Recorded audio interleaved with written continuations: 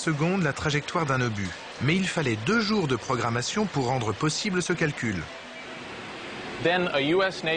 Finalement, Grace Hopper, capitaine de la US Navy, résout le problème en inventant un langage de programmation, de l'anglais simplifié, que la machine est capable de traduire en code binaire. Dès lors, on peut utiliser un clavier pour écrire un programme, au lieu de s'enquiquiner avec les commutateurs.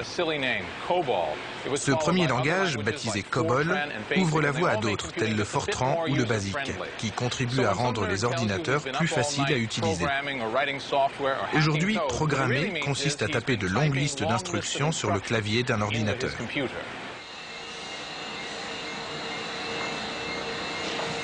Avant la révolution micro, le grand public ne voyait jamais d'ordinateur. Ces machines géantes étaient dissimulées dans les sous-sols climatisés des banques et des compagnies d'assurance et n'avaient sur notre vie qu'une influence très indirecte. Quelques écoles ont bien commencé à s'équiper de terminaux, mais sans susciter le moindre intérêt, sauf de la part de quelques élèves qui tombent amoureux de cet univers numérique et qu'on appellera bientôt les nerds.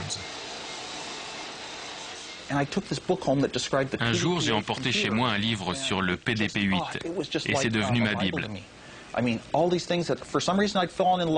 Certains se prennent de passion pour les mots croisés ou pour un instrument de musique. Moi, je ne sais pas pourquoi, je suis tombé amoureux de ces petits schémas qui décrivaient les circuits internes des ordinateurs. Avec un peu de maths, j'arrivais à résoudre des problèmes, à trouver des solutions personnelles, et ça me rendait heureux. On tapait les commandes, on attendait un peu et tout à coup, l'engin nous sortait une réponse. À l'époque, c'était phénoménal, surtout aux yeux d'un gamin de 10 ans. Il suffisait d'écrire un programme en langage basique ou Fortran, et cette machine était capable de s'approprier notre idée et d'une certaine façon, de l'exécuter. Et si les résultats correspondaient à ceux qu'on avait prévus, ça voulait dire que le programme fonctionnait. Le tout était palpitant.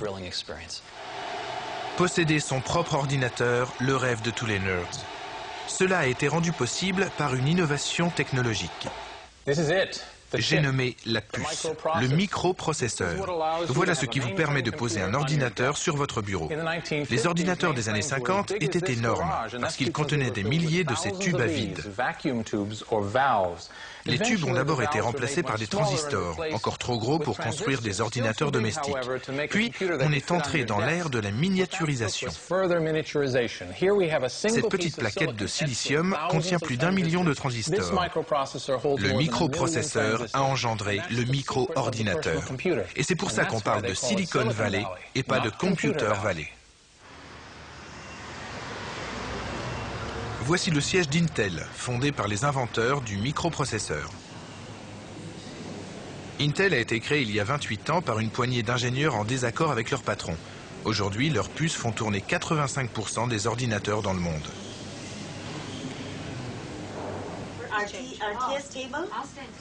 En même temps que la puce, Intel a inventé la culture informelle d'entreprise, toujours en vigueur à Silicon Valley.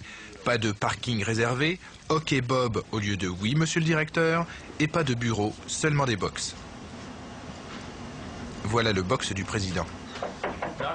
Gordon Moore est l'un des fondateurs d'Intel. Sa fortune dépasse les 3 milliards de dollars. Moi, si j'étais aussi riche, j'aurais un bureau, ou au moins une porte. Dans notre secteur, les gens qui comptent sont ceux qui comprennent ce qui bouge, et ce ne sont pas forcément les dirigeants. Il est fondamental que ces gens-là jouent un rôle décisionnel. Nous nous sommes organisés pour que toutes les personnes compétentes aient leur mot à dire, quel que soit leur statut dans l'entreprise.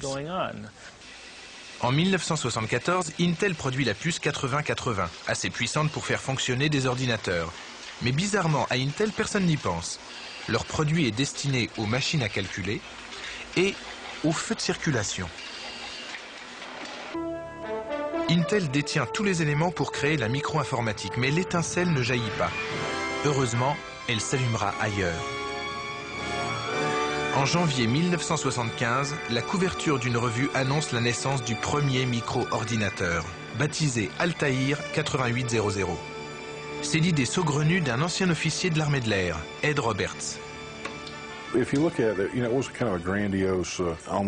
Aujourd'hui, je me rends compte que c'était un projet mégalomaniaque. Si je devais le refaire maintenant, je renoncerais d'avance parce que je verrais tout de suite que c'est impossible. Mais à l'époque, on était jeunes et sans expérience. On ne savait pas qu'on ne pouvait pas le faire. En 1995, on a organisé une exposition pour célébrer le 20e anniversaire du célèbre Altaïr. Ed Roberts rappelle modestement qu'il a construit cet ordinateur pour la seule raison qu'il rêvait d'en posséder un lui-même. On était quelques-uns à mourir d'envie d'utiliser les ordinateurs. À l'époque, on n'en trouvait que dans les grandes compagnies. Il fallait obtenir une autorisation pour s'en approcher. En fait, personne n'y avait accès. Rien que l'idée qu'on pouvait avoir un ordinateur et l'utiliser comme on le voulait, c'était génial.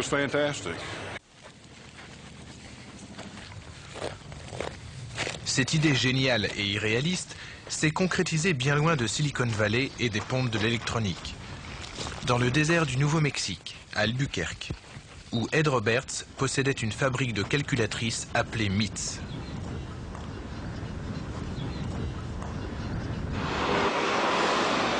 En 1974, MITS est au bord de la faillite. Je suis allé voir ma banque. Soit ils acceptaient de nous prêter 65 000 $, soit on fermait. Quand ils m'ont demandé combien je pensais vendre de ces nouvelles machines la première année, j'ai répondu 800, ce qui était plus qu'optimiste. Un mois après le lancement, on recevait 250 commandes par jour. L'Altaïr était vendu en kit. Il fallait s'armer d'un fer à souder et l'assembler soi-même. Le plus souvent, il ne marchait pas, mais il existait. Il n'était pas cher et les cinglés d'informatique se sont rués dessus. Il y a des gens qui étaient tellement impatients d'avoir leur ordinateur qu'ils sont venus camper avec leur caravane sur le parking de MITS, au lieu d'attendre qu'on leur envoie.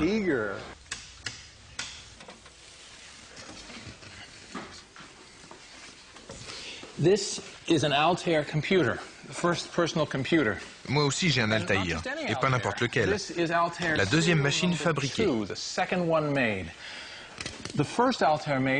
La première, envoyée à une revue pour être photographiée, a été perdue par la poste.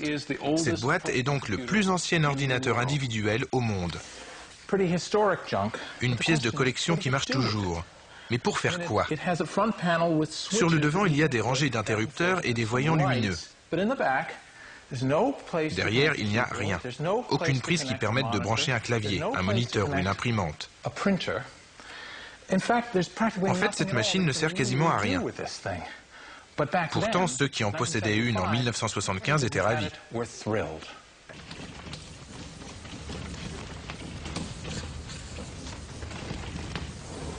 Très vite, les amateurs d'informatique forment des clubs pour parler de leurs nouveaux jouets. Celui de Silicon Valley, le Homebrew Computer Club, se réunissait dans une joyeuse pagaille tous les mercredis soirs sous la houlette du président Lee Felsenstein, qui faisait semblant de prendre son mandat au sérieux. J'ouvrais la séance en faisant un bruit infernal. C'était le seul moyen d'attirer l'attention dans ce chahut.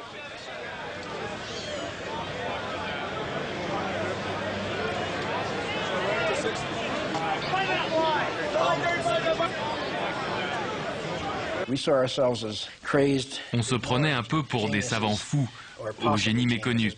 Mais tout ce qu'on voulait, c'était avoir un vrai ordinateur à nous. Roger Mellen et Harry Garland, tous deux propriétaires d'un Altaïr, avaient rejoint le club parce qu'ils se demandaient ce qu'on pouvait bien tirer d'un bidule aussi inutile. Au club, tout le monde était d'accord. Avec l'Altaïr, on tenait une solution. Il fallait trouver le problème. Programmer l'Altaïr était un vrai casse-tête. Pour lui faire exécuter une opération aussi simple que 2 + 2, il fallait d'abord manipuler 9 interrupteurs différents pour rentrer chacun des chiffres. Ajouter le signe plus, de nouveau 9 interrupteurs. Et si la troisième loupiote en partant de la gauche s'allumait, le résultat était 4. Eureka! À force d'expérimenter et de bidouiller, les membres du club finissent par faire quelques trouvailles qui leur ont laissé de bons souvenirs. Steve Dampier était dans son coin en train de rentrer un long programme.